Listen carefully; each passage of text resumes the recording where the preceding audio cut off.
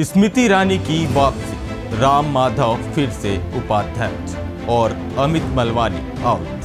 पीयूष गोयल को फिर मिली खजाने की चाबी। 65 सदस्यीय टीम, 12 महिलाएं, 51 चेहरे। लेकिन असली सवाल, क्या ये टीम अमित शाह की है या मोदी शाह की पकड़ अब थोड़ी ढीली हुई है? और क्या इसके बाद मंत्रिमंडल में भी बड़ा फेरबदल तय है?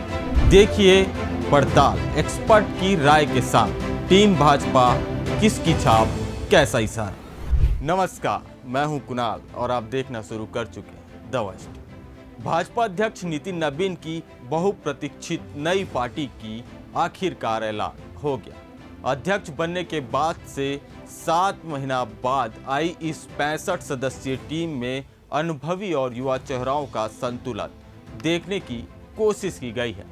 इसमें 12 महिलाएं और 51 नए चेहरे शामिल हैं। लेकिन इस सीट के पीछे की सियासत क्या है?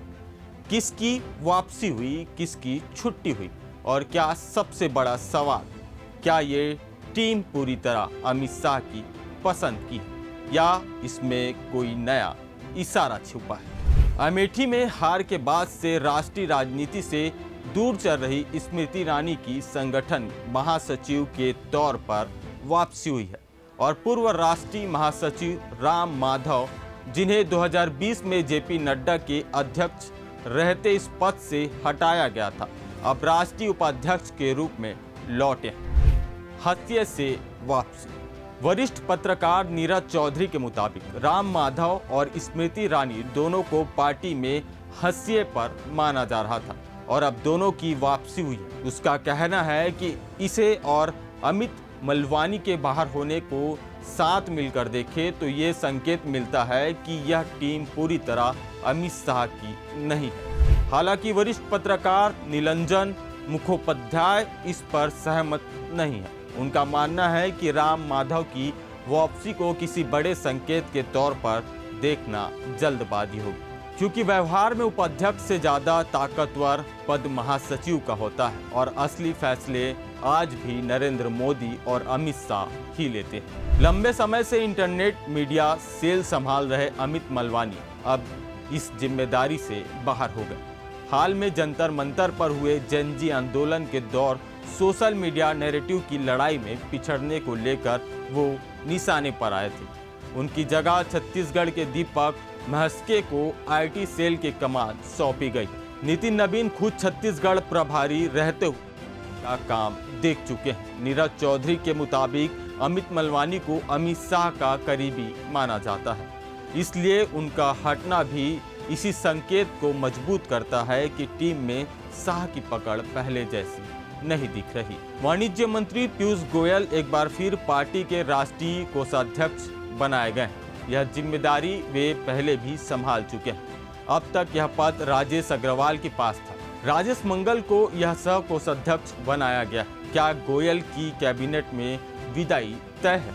नीरज चौधरी का कहना है कि पीयूष गोयल अमित शाह के करीबी माने जाते हैं और अगर वे वित्तीय मंत्री बनते हैं तो इसे शाह की जीत कहा जाता है, लेकिन कोषाध्यक्ष बनना उनकी भूमिका सीमित कर दी गई। पार्टी में एक व्यक्ति एक पद के नियम को देखते हुए माना जा रहा है कि अगले कैबिनेट फेरबदल में गोयल सरकार से बाहर हो सकते हैं। संगठन के पुनर्गठन के तुरंत बाद अब मोदी सरकार में मंत्रिमंडल फेरबदल की चर्चाएं तेज हो गई है। माना जा रहा है कि संगठन में जगह न पाने वाले अनुराग ठाकुर जैसे युवा सांसदों की सरकार में वापसी हो सकती है और कुछ सहयोगी दलों के सदस्यों को भी शामिल किया जा सकता है। सूत्रों के मुताबिक अगले एक पखवाड़े के भीतर यह फेरबदल संभव है।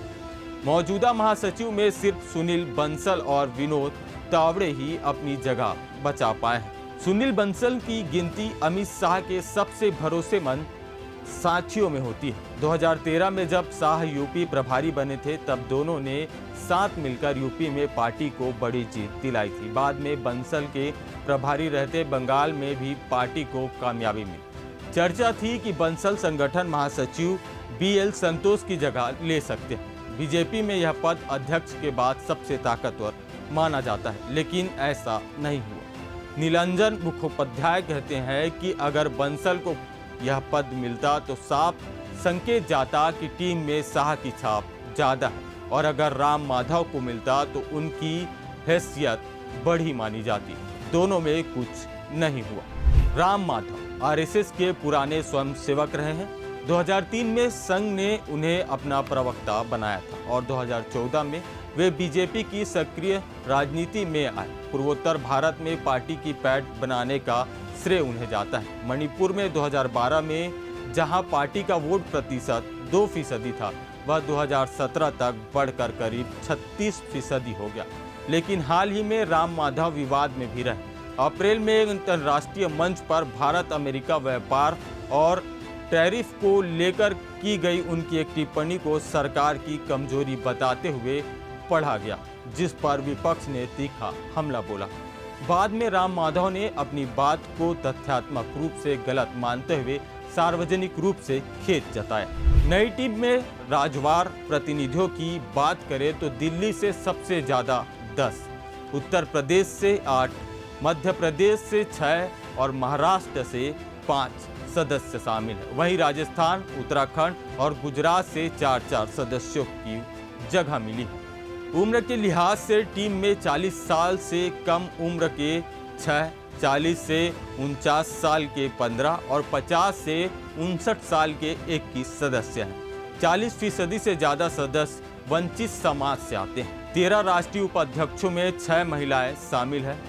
पार्टी के एक वरिष्ठ नेता के मुताबिक इस टीम को 2029 के लोकसभा चुनाव की जरूरतों को ध्यान में रखकर तैयार किया गया। यानी संगठन का यह पुनर्गठन सिर्फ मजबूत जिम्मेदारियों का बंटवारा नहीं, बल्कि आने वाले बड़े चुनावी मुकाबले को तैयार करना भी माना जा रहा है। तो कुल मिलाकर तस्वीर साफ है।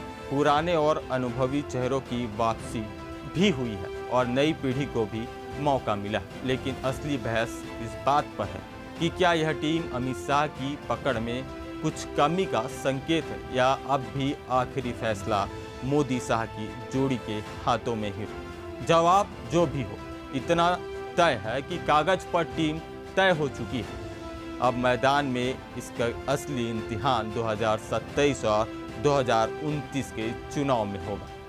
फिलहाल इस खबर में इतना। नमस्कार।